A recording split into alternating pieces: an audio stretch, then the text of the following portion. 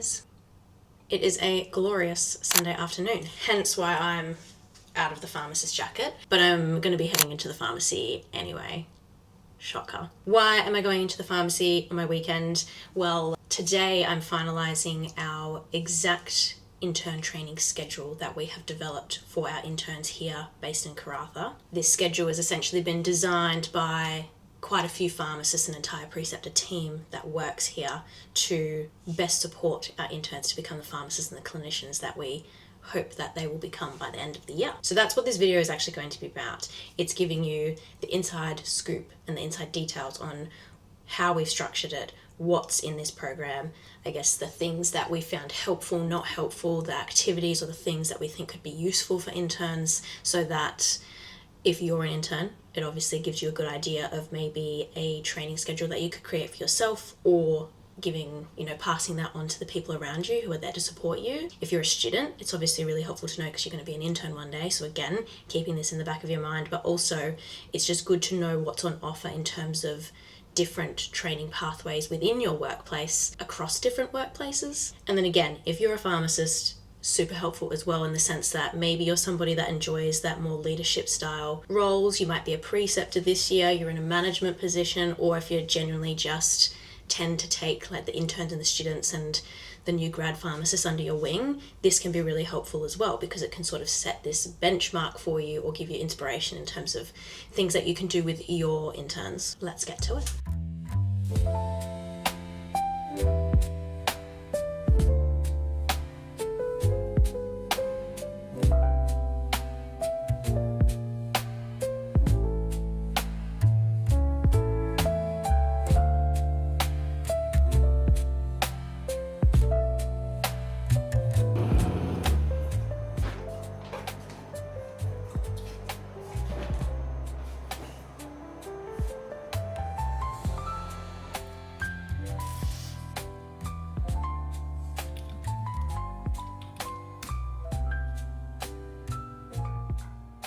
Okay, so behind me here is our intern training schedule. It's 13 pages long. It's literally for the whole year, but we've managed to put it together quite quickly. Thought it was going to be a bit of an overwhelming process, but to be honest, with the amount of people as part of this preceptor team and the amount of input that everybody's had, it's made it really easy. I definitely have not put this together on my own.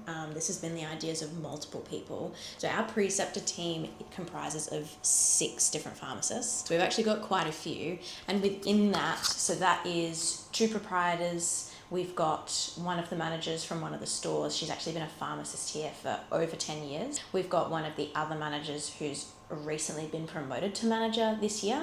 So I guess we've got, a manager with a lot of experience, and we've got a manager that's quite new, and I guess that's really good perspectives to have. We also have one of our younger early career pharmacists, she's going into her 2nd year of registration as a pharmacist. And then, there's me. So I think that's a pretty good mix of people. It's nice to have all of those different perspectives across different job roles. So I think that helps when it comes to bringing ideas together, because everybody has different thought processes and different ideas, different things that work for them. So I guess because I'm a bit more of an oversight role, that is why I'm responsible for formalizing the training program. So piecing it all together, and essentially that's what I'm going to do this afternoon, is just finalizing and getting all the finer points and details so that it's ready to go for Tuesday when all of the interns start together. So that is what we're going to be doing now.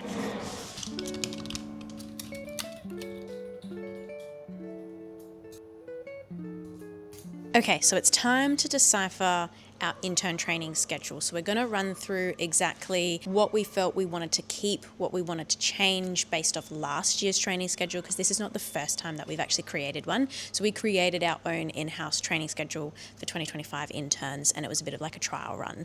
And now we're, reassessing and reevaluating to make it even better, improving year upon year. Essentially, what we did and didn't want to keep, from that we built a generalized structure for how the training schedule was going to run, and then we filled it with all the things that we think would be beneficial for our interns. And it gave us something that looked a little bit like this, which is obviously only a couple of pages out of the 13 that we've created. So step number 1 was getting feedback from last year's training schedule. So I contacted all of last year's interns and last year's preceptors and asked them what we should keep, what we should take advantage of, and what we should change. So from that, just going to preface that my handwriting, I don't need...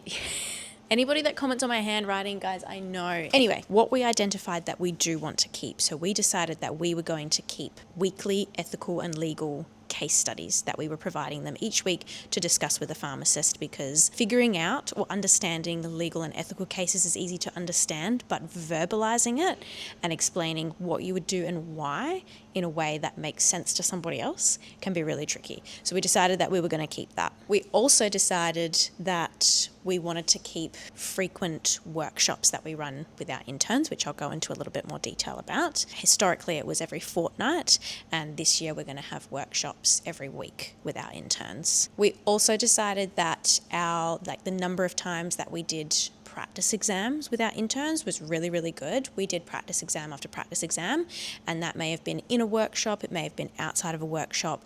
And the other thing that we made sure to do was really simulate the full exam, creating a space as if they were in the room with an examiner. The person is giving the dialogue as if they were in there in terms of what to expect. Certain time frames, I guess, trying to mimic that high pressure situation so that they get more exposed to it. So that was another thing that we were going to keep. What we decided we didn't want to keep was each week we had listed a series of drug classes or maybe conditions for interns to study. Although that's very helpful to have it written out on paper, it kind of made the schedule overwhelming. And then I guess everybody's different in terms of how they schedule their own study in their own time. So we kind of felt that maybe it wasn't as necessary. And the other major thing that we decided that we needed to change was instead making the training schedule more skills and competency based. So really focusing on the things that come up in practice, where when you're the only pharmacist on and you're making the decision about what to do, running through those scenarios, the things that university doesn't teach you. Interns have got all the clinical knowledge, but it's about the application of that knowledge within different legal boundaries or ethical boundaries. We decided that we were going to have a bit more of a focus on the practical side of being a pharmacist. Step 2 of building our interns training schedule was I literally just got all of that feedback, dumped that into AI, and also put in last year's training schedule to give the context of what it looked like last year, and essentially asked it to recreate, improve, and enhance the schedule based on the feedback that had been given, and essentially just spat out pretty much an overview of everything that we needed in terms of how, or the core structure, the core pillars of our training schedule. So that was a nice, quick, easy step to the whole process. But I really have to stress, you have to be super clear and super specific when putting your prompts into AI. I'm sure a lot of us know this already. You don't want to just put it in being make me a schedule. You want to do it so it's I really feel that we should focus on this, but also in your opinion, do you think that's correct, or is there something else that I'm missing? This is what I've collected so far, but what have I not thought about? Stuff like that. And so step 3 of the process was essentially fleshing out the schedule as a collective team a little bit more based off what the AI had generated. So that's step 3, is flesh out the structure. And from this is where we get to the good part. We developed the following plan. The first component of our training schedule was continuing on the ethical and legal scenarios. So we have a whole column dedicated, just filled with different ethical legal scenarios. Each week there's at least 2 ethical legal scenarios, and this is very much a section that is pharmacist assisted. Interns will approach pharmacists on duty when there's a down moment or some point during the week, and they will say, hey, this is our ethical legal case for this week, do you mind if you have a chat with me about it? And we run through the concepts and the ideas and how to figure out and navigate our way through it, so they get more familiar with communicating that ethical legal style for part B of the exam. So essentially they're going to be doing that every week so that they can get really confident on it. It also applies in a really practical manner, especially when it comes to rural healthcare. You're constantly working towards or working around ethical and legal parameters because we have a healthcare access boundary. So an example of an ethical case that we have included in there is, what's a good one that's on here? So for example, a patient asked to take their dexamphetamine script as they are moving to Perth. I'm going to get you guys to comment what you think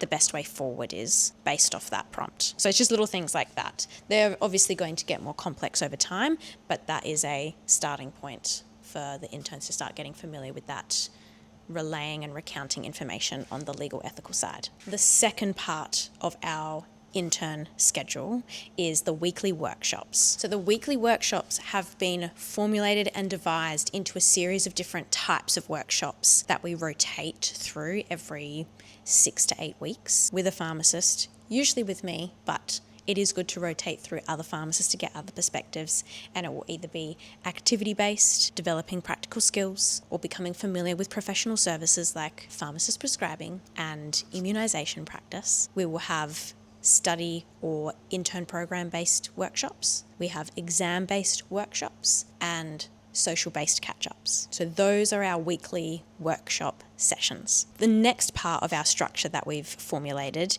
is a clinical study guide. So each week, this is just a list of different clinical conditions. So we decided to go for clinical conditions rather than drug classes. The condition obviously then encompasses the different medicines that are used to treat them, so it's a bit more comprehensive.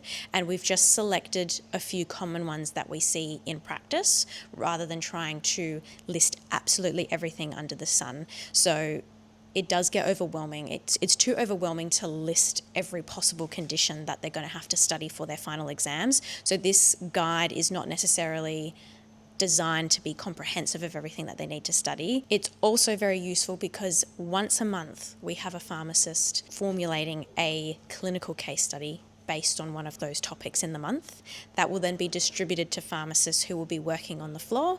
And again, similar to the ethical legal cases, there'll be a pharmacist that will run through that clinical case with them, and that can kind of be considered a very small touch or version of study on that particular topic. And again, our case studies are going to be a lot more focused on the practical element and the application in this specific setting, so specifically covering cases that we would see working in the Pilbara. But yes, if you're somebody that loves to have those guides and checklists already made or thought out for you, if you're finding it too overwhelming to collate together, don't forget my More Than Surviving the Intern Year digital guide, the paid version of that, which I will link it in the video description. You can find lots of little checklists and guides to be able to help you, particularly with the over-the-counter topics as well. And the fourth and final component to our intern training schedule is actually listing key dates that we feel the interns should stick to when it comes to their formal intern training program. Our interns are doing the PSA intern training program because they're all doing it together. We've listed key dates on some key projects. The final component, ITP dates. So our number one piece of advice for interns when it comes to figuring out when they should be studying, how they should be studying, how to fit it in with the ITP program is spend the first 6 months really focused on getting as much of your ITP program done. You don't have to start full-on exam study until you get closer to the exam because you're going to be learning so much on the job, and you also learn stuff through your ITP. But the last thing that you want to be doing is doing your ITP after you've sat your final exams, because motivation after your final exams, on the floor. You do not want to have to worry about any more project deadlines. And also, it's the end of the year, so everybody's trying to wrap up. It means that things usually get marked and assessed a little slower at the end of the year, so then you're going to be waiting longer to get those requirements to then apply for your full registration. Nobody wants to be doing that. We want to be pharmacists as quickly as possible. We have set a date of when we recommend that everything should be completed and ticked off for the ITP and all submitted just for marking, and that is before the exam period starts. So I think everything for our interns, we're going to try to get them done by the end of September, because then exams will be sat in October. The two key focuses that we look at are the public health promotion and the medicines usage evaluation report. They're the biggest, chunkiest projects that our interns have to complete as part of their ITP. The public health promotion, we've listed dates for when that project plan should be submitted, when the project should actually be done in store, and then when that report should be submitted for marking as well. We've kept it very flexible and have a lot of leeway in between those dates because we know that things can get knocked back, or maybe there's some things where you have to resubmit certain stuff, but it's all to make sure that it's done well in advance. We've done the exact same thing with the medicines usage evaluation report. So it's kind of like interchanging between the different deadlines between public health, the evaluation, public health evaluation, that kind of thing. And essentially, it's all there written out for them so that they don't have to feel worried or figure out for themselves the time frame that they should be working at. We've kind of done that for them. And yeah, I guess based off that, that is what gets you this beautiful schedule. So that's a wrap on our intern training schedule, what it's going to look like for this year's 2026 interns. I hope that you've found it helpful. I really did want to share it because I think hearing how other people's internships are structured, I guess different internship opportunities available, the different training types that are out there, especially in community pharmacy, I guess the conversation around how interns are trained in community pharmacy, it's very specific to the workplace, but it's not spoken about so much. So yeah, I hope it's helpful for interns to get an idea of what they could have in the workplace, whether they're implementing it themselves or getting their preceptor or other mentors around them to facilitate that. For pharmacy students, knowing that this is something that you can consider doing as an intern yourself when you get there. Also, the types of internships available to you. And for any pharmacist, especially those who are interested in being preceptors or already are preceptors in a leadership management space, this is something that you could use to help formulate your own training schedule and your own training patterns for your interns. And trust me, they will really appreciate it. Just creating really supportive environments, I think that's something that we really value here. The top down, it's always about how can we support everybody around us, and I think it's fabulous that we've got an entire team dedicated to doing that. I know that it makes my job really enjoyable by being able to formulate something like this and watching the interns thrive, basically. Let me know your thoughts. I hope that you found this helpful, and good luck to any 2026 intern out there. You got this.